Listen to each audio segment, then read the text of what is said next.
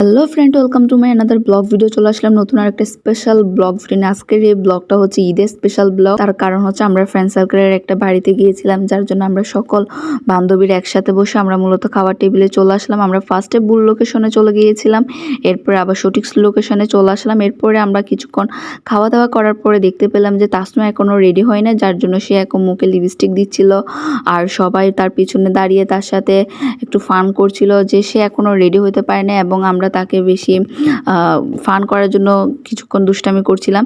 এরপর এখানে দুষ্টামি করার পর আমরা মূলত তাদের ছাদে অর্থাৎ ব্যালকনির যে একটা পরিবেশ ছিল, যে স্পেসটা ছিল, সেখানে চলে আসলাম। আর আসার পরে এত সুন্দর একটা ন্যাচারাল ভিউ দেখতে পেরেছি, সেটা অসাধারণ একটা ছিল।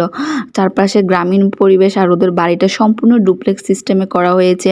আর এই ব্যাকগ্রাউন্ডটা অসাধারণ ছিল, এবং এটা ছবি তোলার জন্য যে একটা পারফেক্ট প্লেসও কিন্তু অসাধারণ।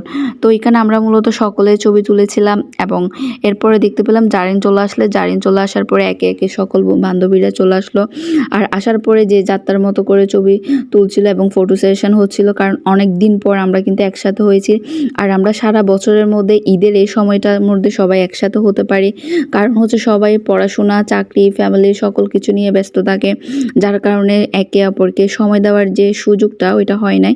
তো এরকম ঈদের সিজনে আমরা মূলত একসাথে হই, আর এই সময়টা আমাদের অনেক অনেক ভালো কাটে, কারণ সবাই একসাথে হওয়াতে আমরা অনেক ধরনের কথা শেয়ার করি। অনেকের অনেক প্রবলেম থাকে যেগুলো আসলে সলভ হয়ে যায় একসাথে থাকার কারণে। আর অনেক দিন একসাথে হওয়ার পরে সকলের সাথে যে একটা কথা বলার ওটা হয়। এরপরে আমরা দেখতে পেলাম এখানে আমি ছবি তুলছিলাম, আর এরপরে দেখতে হঠাৎ করে ভিডিও করে নিচ্ছিল। তো যাই হোক, ভালোই ছিল, কারণ এটা তো স্মৃতি থেকে যাবে।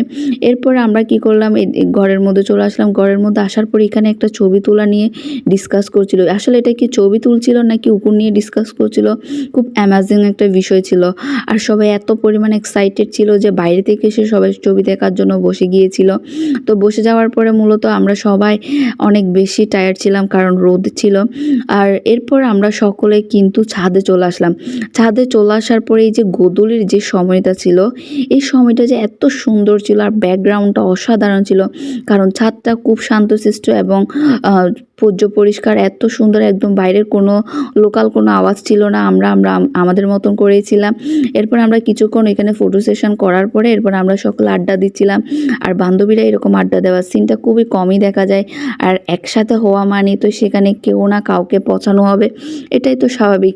এখানে কেউ family problem, personal problem, college লাইফের কথা, সকল স্টোরি বিষয়গুলো এখানে শেয়ার করছিল।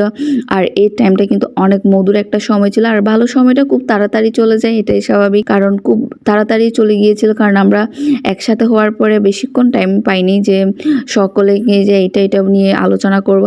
এরপর আমরা কি করলাম, রুমে চলে আসলাম, এবং রুমে চলে আসার পরে আমরা আমাদের মতো করে আবার আড্ডা দিচ্ছিলাম। আড্ডা দেওয়ার পরে আজকের ভিডিওটা এখানে শেষ করব, এবং এই ভিডিওতে সম্পূর্ণ দেখানোর চেষ্টা করেছি আমরা কিভাবে আমাদের ডেটা সেলিব্রেট করেছি। সবাই ভালো থাকবেন, সুস্থ থাকবেন।